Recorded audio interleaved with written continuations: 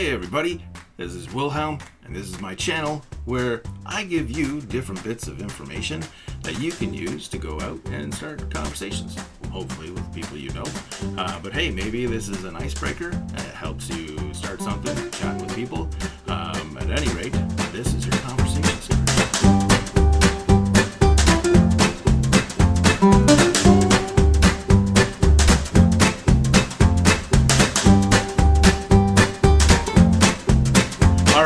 Digging into today's show, I found this neat article on a website called Oddity, and spelled ODD, and it's about the U.S. Court of Appeals telling lawyers to stop using the typeface Garamond.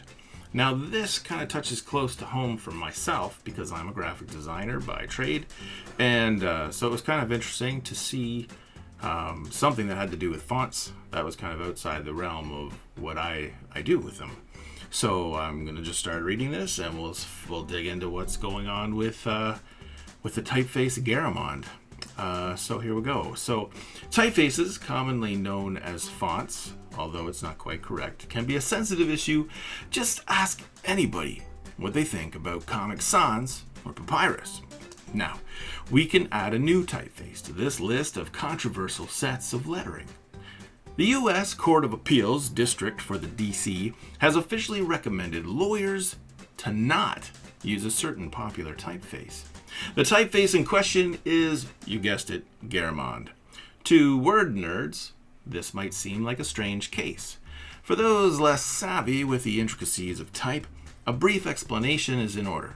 You see, Garamond is a centuries-old popular typeface that is widely used in publishing.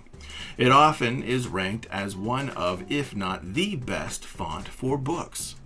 And if you're a reader of popular novels, including Harry Potter and The Hunger Games, then you have most certainly seen the font Garamond.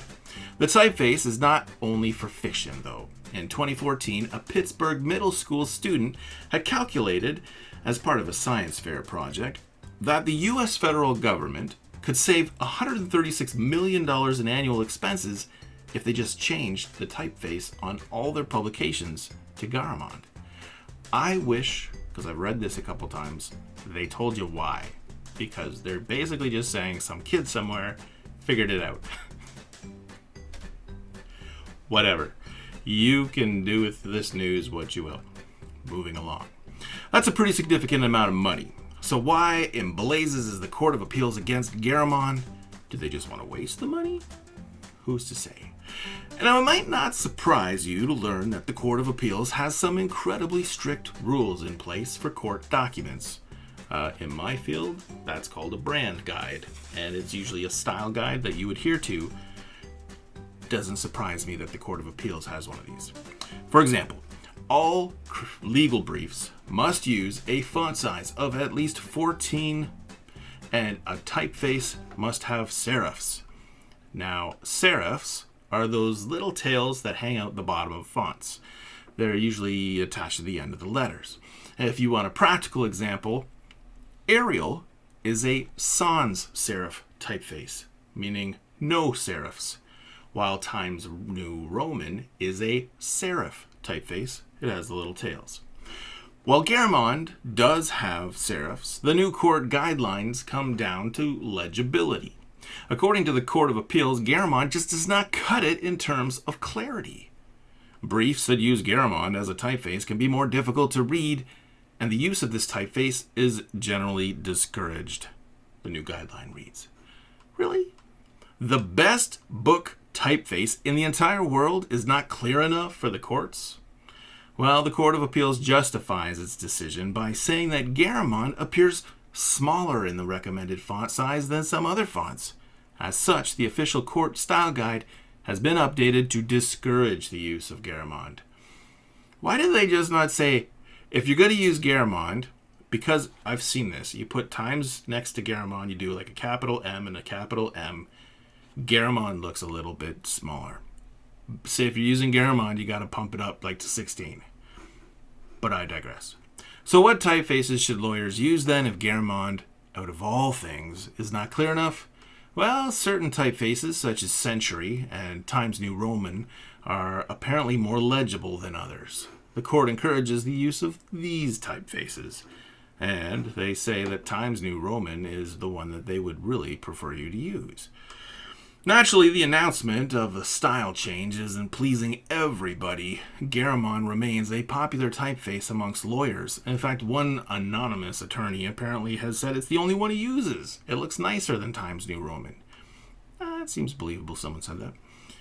At least the author of this article agrees with the attorney, but style guides are style guides, and if you work with publishing, which I do, then you have to follow them, and you do. It is a blow, though, to Garamond, though, as mentioned, the typeface has centuries of history behind it. Garamond was originally created in the 16th century by a French engraver named Claude Garamond. The version we use today, though, is a bit of a modification that dates back to around the 1920s. You see, a long time ago, if you were going to print, you would have a wooden block, which later gave way to metal blocks, but you would have a wooden block that a very talented artist would carve out each letter. And they would make a lot of them, tons of them. In fact, if you go on eBay today, it's quite popular for designers to purchase these old letter, I forget the name of them. That's embarrassing. Anyway, you can buy them online. Anyway, they're beautiful. They're pieces of art, especially if you love fonts. I've been meaning to get some before they run out because there is only a finite amount of them in the world unless somebody's making new ones.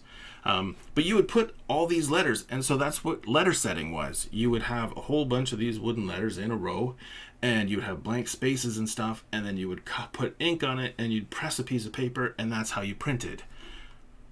Pretty ingenious back in the day. We've since gotten a lot better at it, and so this typeface was first started way back then when it was carved out of wood. Now, in this day and age, the issues lie in the fact that many newer typefaces have been created particularly for computer displays, and they are specifically designed for computer displays. Well, Claude Garamond was not thinking about computer displays in the 1500s, so it goes without saying.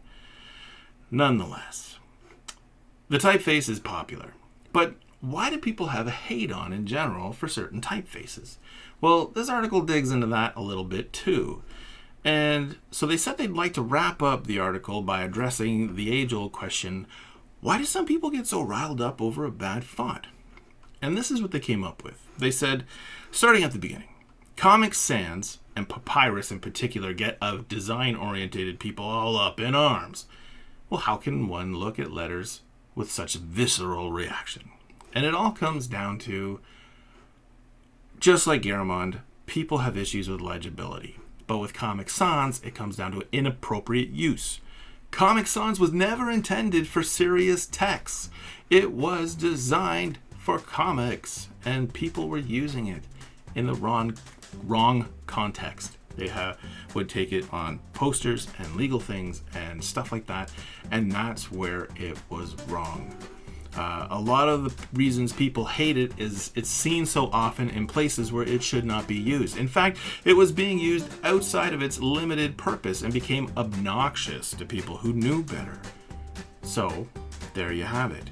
Papyrus was the same thing. It was designed for labels. It was designed to be a title. It was not intended for an entire piece of body copy to be written in papyrus. So a lot of bad choices repetitively have made a lot of people hate on these things.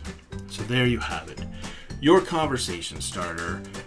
Garamond, do you think that the court systems are making a legit thing where you shouldn't use the most popular font used in any novels these days? Or do you think they should just make some amendments, like I was recommending, to, if you're going to use it this way? Nonetheless, I hope that gives you something to start a conversation with. Thank you for tuning in. There is a subscribe button somewhere around here. If you enjoyed this video, I recommend you can click that, and then you'll be tuned right into the next one of these things that I make. I enjoy making these because I like the idea that people are out there talking, and that's pretty awesome. So, stay social, folks. We'll talk to you soon.